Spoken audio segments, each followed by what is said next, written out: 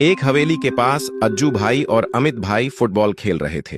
पहले अज्जू भाई की बारी थी और वो बड़े मस्त होकर खेल रहे थे। खेलते खेलते अज्जू भाई फुटबॉल को जोर से मार देते हैं और गेंद सीधा हवेली के एक कमरे में चली जाती है। दोनों हैरान हो जाते हैं। अज्जू भाई और अमित भाई के पास सिर्फ एक ही बॉल थी और नई बॉल खरीदने के लिए पैसे नहीं थे, इसलिए वो हवेली के अंदर जाकर बॉल लाने का फैसला करते हैं। धीरे धीरे दोनों हवेली की सीढ़ियां चढ़ने लगते हैं। ऊपर जाकर देखते हैं एक कमरे से एक भूतनी निकलकर दूसरे कमरे में जा रही है। दोनों डर के मारे वहीं रुक जाते हैं। अचानक भूतनी उनके सामने प्रकट हो जाती है और सीधा अमित भाई को मार डालती है। अज्जू भाई ये सब देखकर वहां से भाग जाते हैं। भागते भागते वो हवेली की एक बालकनी में पहुंचते हैं और तुरंत अपने दादाजी को कॉल लगाते हैं। अज्जू भाई के दादाजी एक बहुत बड़े तांत्रिक होते हैं। अज्जू भाई घबरा कर बोलते हैं, दादाजी हवेली में जल्दी आइए, भूतनी ने अमित भाई को मार दिया। कॉल रखते ही भूतनी वहां आ जाती है और अज्जू भाई को भी चाकू से खोप खोप करके मार डालती है। जैसे ही दादाजी को खबर मिलती है, वो अपने खटारा बाइक पर हवेली की ओर निकल पड़ते हैं। बाइक से उतरते ही दादाजी दौड़ते हुए हवेली में घुसते हैं। वो देखते हैं अज्जू भाई और अमित भाई